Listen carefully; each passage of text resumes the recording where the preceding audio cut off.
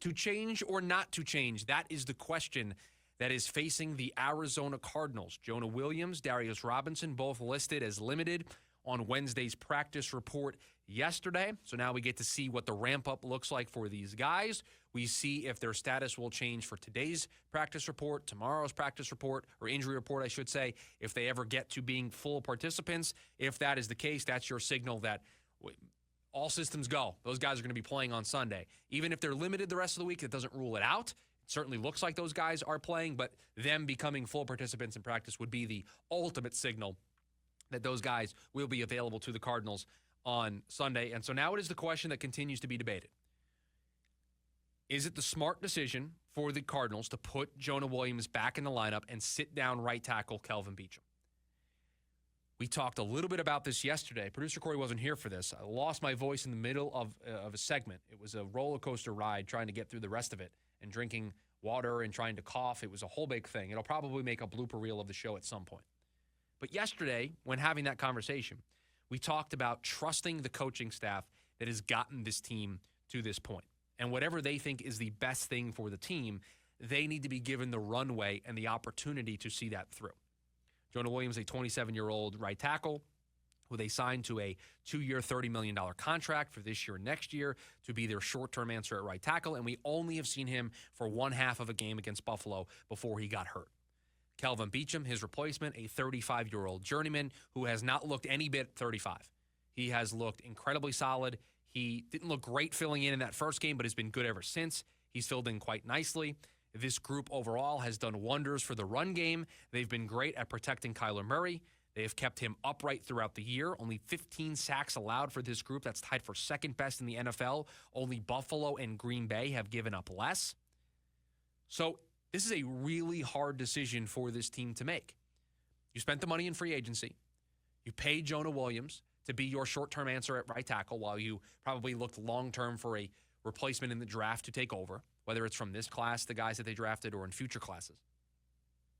He got hurt, didn't really get a chance to be the player. He won the job in camp, and yet the guy that you put in to replace him was a bumpy start, but has been a part of a group that has been really good. This is not an easy place to be because you have to think that when the Cardinals signed Jonah Williams, it was because they thought he was the best option that they had to be the starting right tackle for this team, that they thought he was their best chance to protect Kyler Murray. Has Kelvin Beachum done enough to completely change that? Is it fair to Jonah Williams, who the only reason why he lost his spot was because he got hurt? Now, listen, it's football. Football's not fair. Kelvin Beachum's done a good job. If they stayed with Jonah Williams, if they stuck with Jonah Williams or with Kelvin Beachum, you can't fault them for that. It is a hard decision to make. And I keep coming back to a phrase. What did I said, Producer Corey, what did I say earlier? Imitation, the greatest form of flattery? Right. I'll throw another one at you. If it ain't broke, don't fix it. And there's nothing broke about this Cardinals offensive line. Jonathan Gannon has said the team would, quote, weigh all the variables and decide what is best for the team, end quote. I think we have to believe him when he says that whatever decision they come to, that they are going to think it is the best decision for the team. But it is a tough decision. It is a hard decision. You probably think Jonah Williams is the more talented player. You probably think that Jonah Williams has the higher ceiling, being 27. But injuries have been a problem for him in his career. And do you really want to upset the apple cart by putting him back in there? I don't know. Jonah Williams, I think, the more talented player. Kelvin Beachum playing well in his absence. What do you do? What would I do? If I was Jonathan Gannon, if I had to put myself in Jonathan Gannon's shoes, what would I do? And I think I said yesterday that I would understand if they went back to Jonah Williams for all of the reasons that I just mentioned. He's the younger player. He was the guy who won the job in camp. He probably has the higher ceiling, and that we have to trust and believe in the coaching process that got to that point. But what would I do if I was the coach in this situation? Man, I'd have a really tough time as a head coach who clearly has earned the respect of his locker room, has earned the respect of those players. They clearly are bought into the message that he is selling. I would have a really tough time with that trust, with that belief that the players have in me, to look at that group, to look at my offense, to look at my team, to look at the offensive line, and say, we're going to take out one of the reasons why you've been so good. We're going to make this change. We've already got a backup at right tackle in Beachum. They've got a backup right guard in Tristan Colon. This group is exceeding every expectation. Can I look the team in the eye as a coach? Can I look at them man to man and say, we are making this change? We are going back to Jonah Williams. I'm not sure I could do that. I'm not sure I could look at a team that's won 4 in a row, that's won 5 of their last 6, that has played all but one half with Kelvin Beachum as the right tackle instead of Jonah Williams and say, yep, we're making this change. You're playing this well, but we're going to mix things up. I just don't know if I could do it. There isn't a analytics play here, right? There's no stat that says, oh, Jonah Williams is this much better than Kelvin Beachum. Kelvin Beachum's been the right tackle for this team since week 1 of the regular season. I just told you how many sacks the Cardinals have given up. You've seen the way James Conner's been able to play. This isn't debating who's the closer for a baseball team when a guy comes back from injury, and I know what that guy was as a closer with his stats before he got hurt, and the closer who we brought in to replace him, and we'd have to move things around. This is not that. This is, can I look my team in the eye and Burns may be too strong of a word, but use some of the capital, some of the respect that I've earned from this group. Because that's what you're doing. When you make a move like this, if you're going to go back to Jonah Williams and you're going to sit down Kelvin Beachum, you are putting it out there. You are putting it on the line, and you are asking your guys to further trust you. You are asking them to further buy in. You are selling them a story of, listen, guys, I know this might be an unpopular decision by some, but you got to trust me.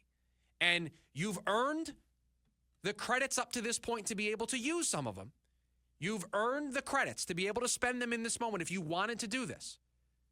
But you better be sure that it's going to work. You better be sure that this is the right decision for the team. Because if you do it and you're wrong, you don't have as many credits. You don't have as much of a trust. You might rub some of the team the wrong way by doing this. So it is a really fine line that this coach has to draw. I know why Jonah Williams was brought here. I know what the expectations were for him as a player. And I know that on pure talent and from an age perspective, he's the better player. He should be in there on pure talent and age, and when you consider all the factors, he should be in there if we were dealing with this in a vacuum. But we are not. I just don't know if I can look my team that is 6-4 in the eye, a first-place football team, that has a chance to really take hold of the NFC West on Sunday against Seattle. I don't know if I can look that team in the eye and say, we're making this change. Here's the one thing I do know. I don't know a lot about this situation, and I don't know a lot about what I would do in this situation. But here's the one thing I do know. Whatever decision Jonathan Gannon chooses to make, it's going to be the decision that he thinks is the best interest of the team. That I have no doubt about. There is going to be no meddling from anybody else about needing to play the player that is getting paid $30 million. There's going to be no edict from upper management and upper brass. This is going to be a team-first decision. What is the thing that makes this team the best? What is the thing that puts this team in the position to beat the Seahawks on Sunday? What is the decision that puts this team in a position to make the playoffs, win the division, have a really memorable 2024-25 season? I know that that is the calculus that is going to be made by Jonathan Gannon. I just truly don't know what his decision is going to be. Maybe we'll learn more as the day goes on. Maybe he'll give that information away. But I just don't know if this is the place that I would burn the credits that I've earned so far as the head coach of this team. Because when you're a head coach, when you are developing a culture, over time, with success, you earn the respect and trust of the team over time. And then it's basically a currency that you get. You earn that currency to be able to make some decisions. We talked about it with Mike Tomlin yesterday. Mike Tomlin has earned a lot of currency, a lot of credits to be able to say, we're changing from Justin Fields to Russell Wilson. We're making this change. And you know what? A lot of people said, oof, that's going to be tough. Is that going to play well in that room? Man, we trust Mike Tomlin, but this is a tough one. This is a really tough one. Well, you know what? It paid off in a big way for Mike Tomlin. The bet paid off, and he has even more of that currency than he did before. And it was pretty hard. That bank account for Mike Tomlin already had a lot of that currency in it, but he earned even more of it because the decision panned out exactly the way that he thought it was going to. When you're a fresh off the block head coach like Jonathan Gannon, you don't have a bank account with that trust currency the way Mike Tomlin does. Your bank account has some of it in it. It doesn't have as much as Mike Tomlin. So if you're going to use it, you have to spend it wisely. You have to make sure you use it at the right time. And I just don't know if this change is the right time to do it. If that's the decision he makes, he thinks it's the one that is in the best interest of the team. We will respect him for that. And I am in no way going to think that he didn't think it was the decision that makes the team better in the long term. And he probably feels like he's not going to lose the locker room for it. But it is a tough decision. I would not want to be in his shoes this week with these guys being back in the fold.